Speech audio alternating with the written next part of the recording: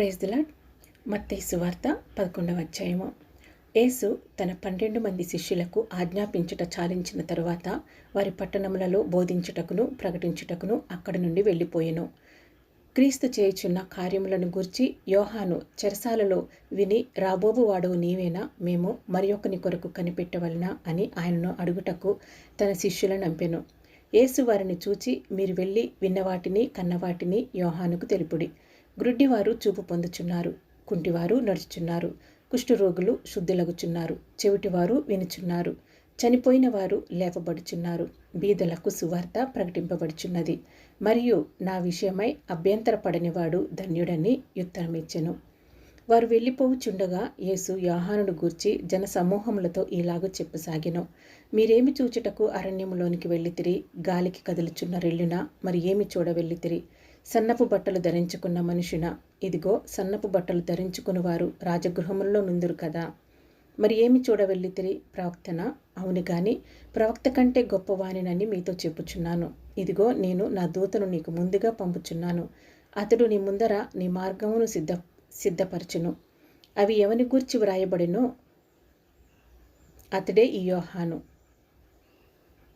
స్త్రీలు కనిన వారిలో బాప్తిసం ఇచ్చు యోహాను కంటే గొప్పవాడు పుట్టలేదని నిశ్చయముగా మీతో చెప్పుచున్నాను. ఆయనను పరలోక రాజ్యములో అల్పుడైన వాడు అతని కంటే గొప్పవాడు. బాప్తిసం ఇచ్చు యోహాను దినములు మొదలుకొని ఇప్పటి వరకు పరలోక రాజ్యము బలత్కారముగా పట్టబడుచున్నది, బలత్కారులు దానిని ఆక్రమించుకొనిచున్నారు. యోహాను కాలము వరకు ప్రవక్తలందరూ ప్రవచించుచు వచ్చిరి, ధర్మశాస్త్రము సహా ప్రవచించుచు నుండెను. ఈ సంగతి నంగీకరించుటకు మీకు మనసుంటే రాబోవు ఏలియా ఇతడే. వినుటకు చెవులు గలవాడు వినుగాక. ఈ తరము వారిని దేనితో పోల్చుదును? సంత వీధులలో కూర్చొని ఉండి మీకు పిల్లన గురవి ఊదితిమి గాని మీరు నాట్యమాడరైతిరి, ప్రలాపించితిమి గాని మీరు రొమ్ము కుట్టుకొనరైతిరని తమ చెలికాండ్రతో చెప్పి పిలుపులాటలాడుకొను పిల్లకాయలను పోలియున్నారు. యోహాను తినకయు త్రాగకయు వచ్చెను గనుక వీడు దయ్యము పట్టినవాడని వారనుచున్నారు. మనుష్య కుమారుడు తినుచును త్రాగుచును వచ్చిన గనుక ఇదిగో వీడు తిండిబోతును మద్యపానియు సుంకరులను పాపులకును స్నేహితుడునని వారనుచున్నారు. అయినను జ్ఞానమని దాని క్రియలను బట్టి తీర్పు పొందుననెను. పిమ్మట ఏ పట్టణములలో ఆయన విస్తారమైన అద్భుతములు చేసెనో ఆ పట్టణముల వారు మారు మనసు పొందకపోవటం వలన ఆయన వారినిట్లు గద్దింపసాగెను. అయ్యో కొరాజీనా, అయ్యో బెత్సయిదా, మీ మధ్యను చేయబడిన అద్భుతములు తూరు సీదోను పట్టణములలో చేయబడిన ఎడల ఆ పట్టణముల వారు పూర్వమే గోని పట్ట కట్టుకొని బూడిద వేసుకొని మారు మనసు పొంది ఎందురు. విమర్శన దినమందు మీ గత్తి కంటే తూరు సీదోను పట్టణముల వారి గత్తి వారవ తగినదే ఉండునని మీతో చెప్పుచున్నాను. కపెర్నహూమ, ఆకాశం మట్టునకును హెచ్చింపబడిదవా? నీవు పాతాళము వరకు దిగిపోయిదవు. నీలో చేయబడిన అద్భుతములు సొదొమలో చేయబడిన ఎడల అది నేటి వరకు నిలిచిండును. విమర్శన దినమందు నీ గతి కంటే సొదొమ దేశపు వారి గతి ఓర్వ తగినదే ఉండునని మీతో చెప్పుచున్నానెను.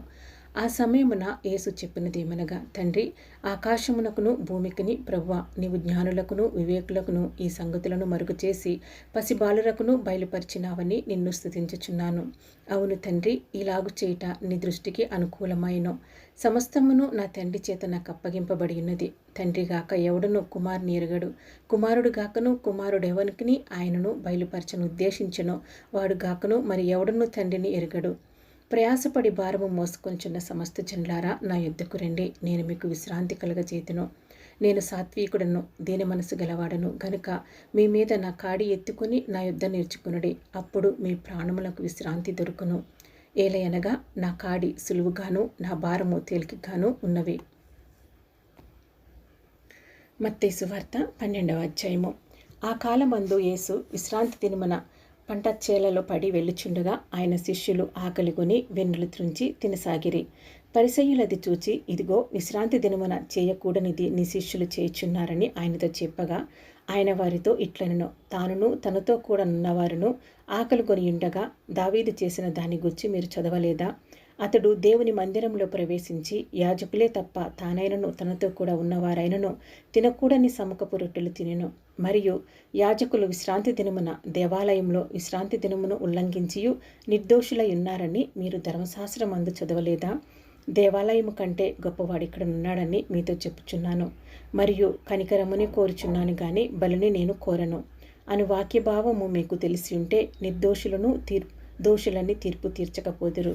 కాగా మనుష్య కుమారుడు విశ్రాంతి దినమునకు ప్రభువై ఉన్నాడనెను. ఆయన అక్కడ నుండి వెళ్ళి వారి సమాజ మందిరంలో ప్రవేశించినప్పుడు ఇదిగో ఊచ చెయ్యి గలవాడొకడు కనపడెను. వారు ఆయన మీద నేరము మోపవలనని విశ్రాంతి దినమున స్వస్థపరచుట న్యాయమా అని ఆయనను అడిగిరి. అందుకైన మీలో ఏ మనుషునికైనను ఒక గొర్రెయుండి అది విశ్రాంతి దినమున గుంటలో పడిన ఎడల దాన్ని పట్టుకొని పైకి తీయడా? గొర్రె కంటే మనుషుడెంతో శ్రేష్ఠుడు. కాబట్టి విశ్రాంతి దినమున మేలు చేయట ధర్మమే అని చెప్పి ఆ మనుషునితో నీ చెయ్యి చాపమనెను. వాడు చెయ్యి చాపగా రెండవ దాని వల్లే అది బాగుపడెను. అంతటా పరిసయ్యులు వెలుపలికి పోయి ఆయనను ఎలాగూ సంహరింతుమా అని ఆయనకు విరోధముగా ఆలోచన చేసిరి. యేసు ఆ సంగతి తెలుసుకొని అచ్చటి నుండి వెళ్ళిపోయెను. బహుజనులు ఆయనను వెంబడింపగా ఆయన వారినందరినీ స్వస్థపరిచి తన్ను ప్రసిద్ధి చేయవద్దని వారికి ఆజ్ఞాపించెను. ప్రవక్త అయిన యెషయా ద్వారా చెప్పినది నెరవేరినట్లు అదేమనగా, ఇదిగో ఈయన నా సేవకుడు, ఈయనను నేను ఏర్పరచుకుంటుని, ఈయన నా ప్రాణమునకిష్టుడైన నా ప్రియుడు, ఈయన మీద నా ఆత్మ నుంచెదను. ఈయన అన్ని జనులకు న్యాయవిధిని ప్రచురము చేయును. ఈయన జగడమాడడు, కేకలు వేయుడు, వీధులలో ఈయన శబ్దం ఎవరికి వినపడదు. విజయ ముందుటకును న్యాయవిధిని ప్రబలము చేయ వరకు ఈయన నలిగిన రెల్లును విరువడు, మకమకలాడుచున్న అవిసనారును అర్పడు. ఈయన నామందు అన్ని జనులు నిరీక్షించెదరు అనున్నదే. అప్పుడు దయ్యము పట్టిన గ్రుడ్డివాడును మూగవాడునైన ఒకడు ఆయన యొద్దకు తేబడెను. ఆయన వారిని స్వస్థపరిచినందున ఆ మూగవాడు మాటలాడు శక్తియు చూపును గలవాడాయను. అందుకు ప్రజలందరూ విస్మయముంది, ఈయన దావీదు కుమారుడు కాడా అని చెప్పుకొనుచుండిరి. పరిసయ్యులు ఆ మాట విని, వీడు దయ్యములకు అధిపతి అయిన బయల్జేబులు వలననే దయ్యములను వెళ్ళగొట్టుచున్నాడు, కానీ మరి ఒకని వలన కాదనిరి. ఆయన వారి తలంపులను ఎరిగి వారితో ఇట్లనెను, తనకు తానే విరోధముగా వేరుపడిన ప్రతి రాజ్యము పాడైపోవును. తనకు తానే విరోధముగా వేరుపడిన ఏ పట్టణమునైనను ఏ ఇల్లైనను నిలవదు. సాతానును వెళ్ళగొట్టినలా తనకు తానే విరోధముగా వేరుపడును. అట్లయితే వాని రాజ్యం ఎలాగు నిలిచును? నేను బయల్జేబులు వలన దయ్యములను వెళ్ళగొట్టుచున్న ఎడల మీ కుమారులు ఎవరి వలన వాటిని వెళ్ళగొట్టుచున్నారు? కాబట్టి వారే మీకు తీర్పురుల ఇందురు. దేవుని ఆత్మ వలన నేను దయ్యములను వెళ్ళగొట్టుచున్న ఎడల నిశ్చయముగా దేవుని రాజ్యము మీ వద్దకు వచ్చి ఉన్నది. ఒకడు మొదట బలవంతుని బంధింపని ఎడల ఎలాగూ ఆ బలవంతుని ఇంటిలో చొచ్చి అతని సామాగ్రి దోచుకొనగలడు. అట్లు బంధించిన ఎడల వాని ఇల్లు దోచుకొనును. నా పక్షమున నుండని వాడు నాకు విరోధి, నాతో కలిసి సమకూర్చని వాడు చెదరగొట్టువాడు. కాబట్టి నేను మీతో చెప్పినది ఏమనగా, మనుషులు చేయు ప్రతి పాపమును దూషణయు వారికి క్షమింపబడును, గాని ఆత్మ విషయమైన దూషణకు పాపక్షమాపణ లేదు. మనిషి కుమారునికి విరోధముగా మాట్లాడు వానికి పాపక్షమాపణ కలదు, కానీ పరిశుద్ధాత్మకు విరోధముగా మాట్లాడు వానికి ఈ యుగమందైనను రాబో యుగమందైనను పాపక్షమాపణ లేదు.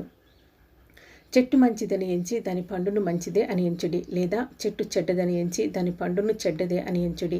చెట్టు దాని పండు వలన తెలియబడును.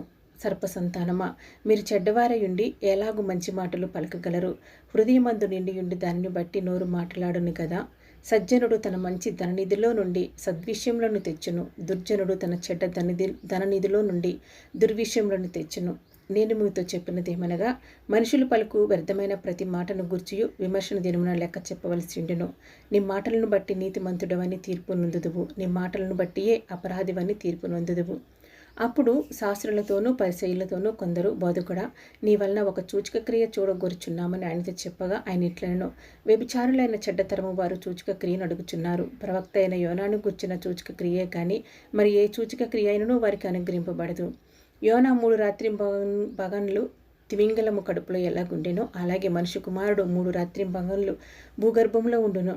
నినివే వారు యోనా ప్రకటన విని మారుమనసు పొందిరి కనుక విమర్శన సమయమున నినివే వారు ఈ తరము వారితో నిలవబడి వారి మీద నేరస్థాపన చేతురు. ఇదిగో యోనా కంటే గొప్పవాడు ఇక్కడ ఉన్నాడు. విమర్శన సమయమున దక్షిణ దేశపురాణి ఈ తరము వారితో నిలవబడి వారి మీద నేరస్థాపన చేయను. ఆమె సొలొమోను జ్ఞానం వినుటకు భీమాంతముల నుండి వచ్చెను. ఇదిగో సొలొమోను కంటే గొప్పవాడు ఇక్కడ ఉన్నాడు. అపవిత్రాత్మ ఒక మనిషిని వదిలిపోయిన తరువాత అది విశ్రాంతి వెతుకుచు నీరు లేని చోట్ల తిరుగుచుండెను. విశ్రాంతి దొరకనందున నేను వదిలివచ్చిన నా ఇంటికి తిరిగి వెళ్ళేదని అనుకొని వచ్చి ఆ ఇంట ఎవరినూ లేక అది ఊడ్చి అమర్చి ఉండుట చూచి వెళ్ళి తనకంటే చెడ్డవైన మరి 7 దయ్యములను వెంటబెట్టుకుని వచ్చును. అవి దానిలో ప్రవేశించి అక్కడనే కాపురముండును. అందుచేత ఆ మనుషుని కడపటి స్థితి మొదటి స్థితి కంటే చెడ్డదగును. అలాగే ఈ దుష్టతరము వారికి సంభవించునను.